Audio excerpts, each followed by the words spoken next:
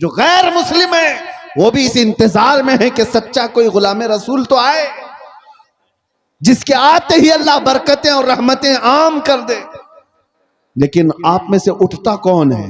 یہاں ہر کوئی یہ چاہتا ہے پڑوس کے گھر میں حسین پیدا ہونا چاہیے، میرے گھر میں نہیں.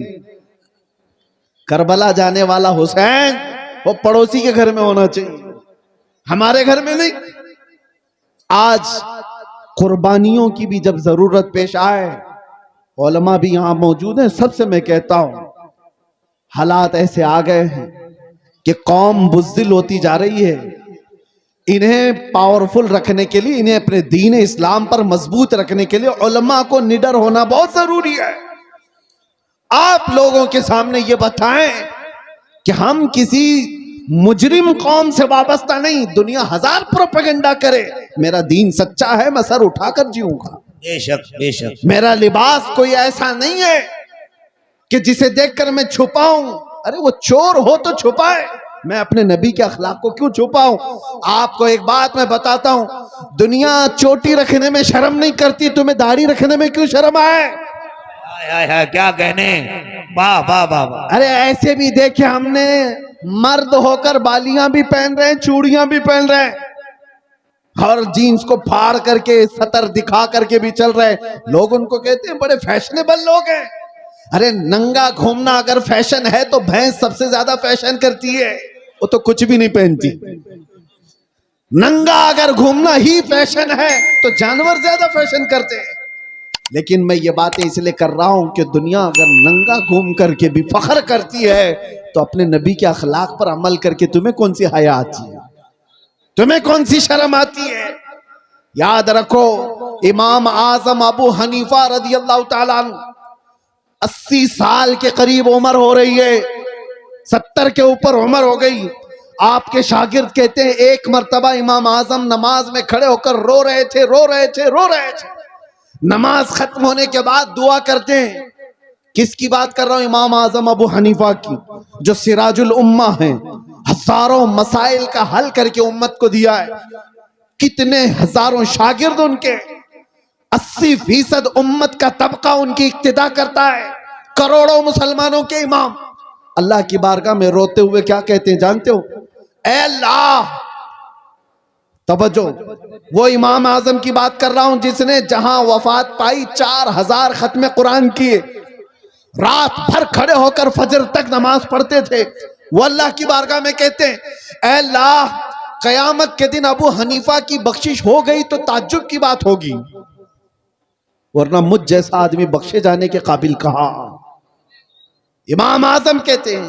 اور جو بات میں کہنے جا رہا ہوں وہ یہ ہے، روتے ہوئے اللہ کی بارگاہ میں یوں کہتے ہیں اے اللہ، میرے پاس کوئی عمل نہیں رہ گیا، لیکن تو نے فرمایا ہے سفید داڑھی والے کو عذاب دینے میں مجھے حیا آتی ہے. اے اللہ، میری سفید داڑھی کو دیکھ کر مجھ پر رحم فرما. سفید داڑھی کو دیکھ کر اے اللہ تو مجھ پر رحم کر دے. وہ کروڑوں مسلمانوں کے امام اپنی داڑھی کو اللہ کے بارگاہ میں عرض کر رہے ہیں کہ اس کی بدولت تو مجھے معاف کر دے. ذرا تم بھی اپنے چہروں پر ہاتھ پھیر کر کے دیکھ لو اللہ کی بارگاہ میں کیا رکھنے والے ہو. رب تبارک و تعالیٰ کی بارگاہ میں بڑھاپا آ گیا لیکن لوگوں کے اندر سے جوان بننے کی خواہش ختم نہیں ہوتی. دین اسلام پر آؤ میرے عزیزوں. نبی پاک صلی اللہ تعالیٰ علیہ وسلم کے صحابہ کی 2 چند مثالیں دے کر میں ختم کر دوں گا بات کو. توجہ، آج آپ کہتے ہیں محبت مصطفیٰ ہے، عشق رسول ہے، عمل کی بات جب آئے تو کیسی ہونی چاہیے؟ حضور کا ایک فرمان آ جائے آنکھ بند کر کے عمل کر لینا چاہیے، اسی کو کہتے ہیں سچا عاشق رسول. نبی پاک کی بات آ گئے تو آئیں کائیں نہیں کرے گا، وہ سب سے پہلے اپنے نبی کے فرمان پر آنکھ بند کر عمل کرے گا. مومن کی یہی شان ہے. حضرت انس فرماتے ہیں شراب ابھی حرام نہیں ہوئی تھی، لوگ شراب پیتے تھے، دھیرے دھیرے اسلام میں شراب حرام ہوئی. تو اچانک ایک شام حضرت انس کہتے ہیں میں سب کو شراب کے پیالے بھر کر دے رہا تھا، مدینے میں آواز آئی اے مومنو، اللہ کے نبی نے فرمایا شراب حرام ہو گئی. تو جتنے لوگوں کے ہاتھوں میں پیالے تھے وہیں سے انہوں نے توڑ دی. پٹک دی. جس کے منہ تک شراب کا پیالہ لگا تھا وہاں سے انہوں نے دور کر دیا. یہ بھی نہیں کہ جا کر پوچھ لیں گے رسول اللہ سے صحیح میں حرام ہوئی کہ نہیں ہوئی, کون سی والی حرام ہوئی کون سی نہیں. نہیں, صحابہ کے کان میں صرف اتنی بات آئی کہ اللہ کے نبی نے کہا حرام, توڑ دیا, مٹکے توڑ دیے. اس دن حدیث میں ملتا ہے پورے مدینے والے جو 50 سال سے شراب جمع کر کے رکھتے تھے, سبوں نے مٹکے لا کر گھر کے باہر ایسے توڑے تھے کہ مدینے کی ہر گلی ہر نالی شراب سے بہ رہی تھی. سب نے شراب باہر پھینک دیا. ایسا نہیں کہ ایک گھر والے نے, ایک کے گھر میں بھی شراب کا ایک پیالہ باقی نہیں رہا. محبت مصطفیٰ یہ ہے, حضور کا فرمان آ گیا عمل کر لیں. ایک بار رسول کریم صلی اللہ تعالی علیہ وسلم جمعہ کا خطبہ دے رہے ہیں, توجہ, جمعہ کا خطبہ دے رہے ممبر پر کھڑے ہو کر. اسی اسنا میں ایک صحابی حضرت عبداللہ بن رواحہ ابھی آ رہے تھے گھر سے باہر سے, مسجد میں اندر نہیں پہنچے تھے, باہر تھے, اور حضور صلی اللہ علیہ وسلم خطبے سے ممبر سے لوگوں سے کہہ رہے تھے بیٹھ جاؤ لوگوں بیٹھ جاؤ. یہاں اتنی دیر سے لوگ کہہ رہے ہیں نا بیٹھ جاؤ. حضور کا فرمان کیا تھا سنو, اور صحابہ کیا کرتے تھے. میرے آقا فرما رہے تھے ممبر سے بیٹھ جاؤ بیٹھ جاؤ. حضرت عبداللہ بن رواحہ مسجد نہیں پہنچے تھے, ابھی راستے میں تھے, حضور کی آواز آئی وہیں راستے میں بیٹھ گئے, اور پھر اپنے گھٹنوں کے بل گھسٹتے گھسٹتے مسجد تک آنے لگے. لوگوں نے کہا عبداللہ بن رواحہ وہ تو رسول اللہ نے مسجد میں بیٹھے ہوئے لوگوں کو کہا بیٹھ جاؤ, یا مسجد میں جو لوگ کھڑے تھے ان سے کہا بیٹھ جاؤ, تم تو ابھی باہر ہو یہیں سے بیٹھ گئے. عبداللہ بن رواحہ نے کہا پتا ہے, لیکن بات رسول اللہ کی میرے کانوں میں بھی آ گئی. اگر میں کھڑا رہا اور اسی حالت میں موت ہو جاتی تو کہیں مجھے رسول اللہ کی بے وفائی میں نہ اٹھا لیا جائے.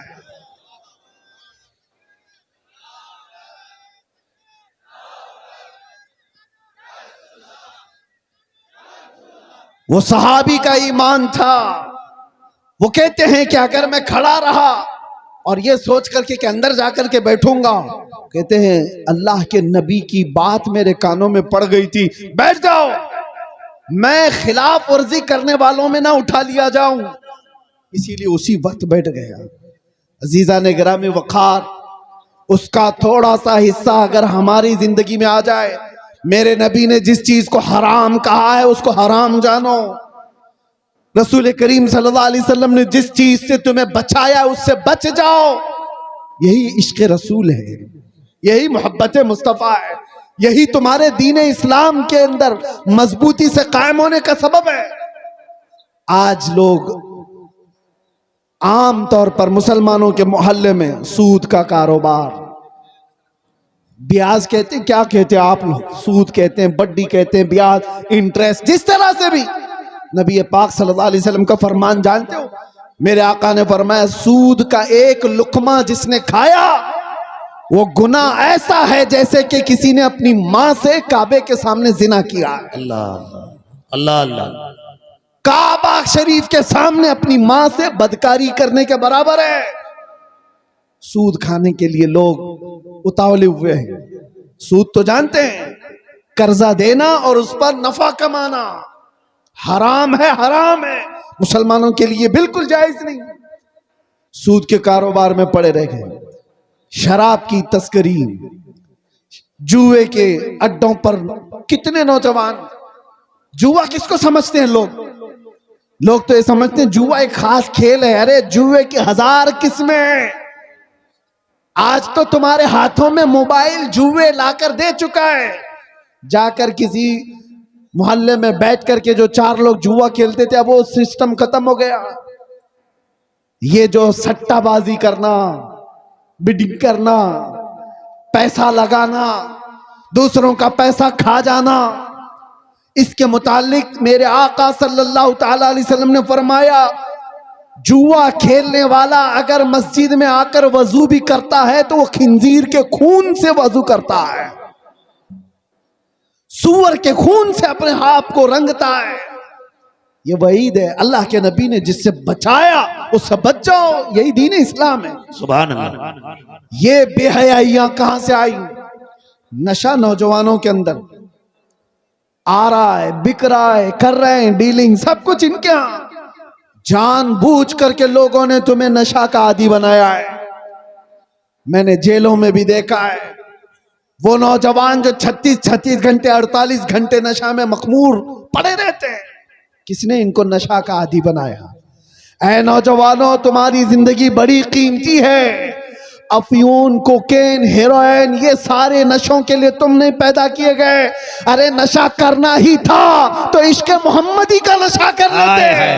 نعرہ تکبیر، اس لیے کہ نعرہ رسالت، واہ واہ واہ، اس لیے کہ عشق محمدی کا نشہ ایسا ہے۔ ارے شراب کا، چرس کا، گانجے کا نشہ تو آدمی کو پاگل بناتا ہے، اس کے سامنے تو اس کی بیوی اور ماں میں فرق نہیں رہ جاتا، وہ اپنی بیٹی اور بیوی میں فرق نہیں کر پاتا۔ وہ دنیاوی نشہ ہے جو اس کے ذہن کو معاف کر دیتا ہے، لیکن محبت مصطفیٰ کا ایک نشہ ایسا ہے جس کے سر چڑھ کر کے بولتا ہے تو پھر وہ کہتا ہے سرور کہوں کہ مالک و مولا کہوں تجھے، باغ خلیل کا گل زیبا کہوں تجھے، اللہ رے تیرے جسم منور کی تابشیں، اے جانے جاں میں جانے تجلا کہوں تجھے۔ یہ کون بول رہا ہے؟ زمانے کا عشق کا امام اعلیٰ حضرت امام احمد رضا خان۔ اسی کو کہتے ہیں عشق محمدی کا نشہ جب آتا ہے تو پوری دنیا کو مخمور کر کے چلا جاتا ہے، اور پھر چپے چپے سے یہ آواز آتی ہے، ڈال دی قلب میں عظمت مصطفیٰ، سیدی اعلیٰ حضرت پہ لاکھوں سلام۔ میرے عزیزوں، نوجوانوں، دنیا جس نشہ کی طرف تمہیں بلا رہی ہے، توبہ کر لو، توبہ کر لو۔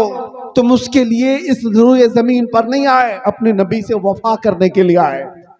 میرے مرشد حضور تاج الشریعہ بدر الطریقہ فرما کر کے گئے اور بہت بہترین درس دے کر کے گئے، زندگی یہ نہیں کسی کی کسی کے لیے، زندگی ہے نبی کی نبی کے لیے۔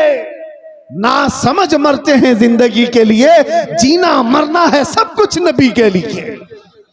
اور ان کے دادا اعلیٰ حضرت کیا کہہ کر کے گئے؟ اے نوجوانوں، کوئی اگر یہ کہتا ہے کہ ہماری لائف ہے ہمیں انجوائے کرنے دو، ایسا نہیں ہے، یہ تمہاری خام خیالی ہے، یہ تمہاری اپنی زندگی کہاں ہے؟ یہ زندگی میرے مصطفیٰ کے صدقے میں ملی ہے۔ اسی لیے اعلیٰ حضرت یہ کہتے تھے، یا رسول اللہ، دہن میں زباں تمہارے لیے، بدن میں ہے جان تمہارے لیے، ہم آئے یہاں تمہارے لیے اور اٹھے بھی وہاں تمہارے لیے۔ یہ زندگی ہے۔ جب تم دین اسلام پر مضبوطی کے ساتھ عمل کر لے جاؤ، کسی کتے کی مجال نہیں ہے کہ وہ دین اسلام کی طرف منہ کر کے بھونکے۔ ہاں، علماء کرام نہ گھبرائیں، میں نے پھر کتا کہا ہے تو کچھ ہو نہ جائے۔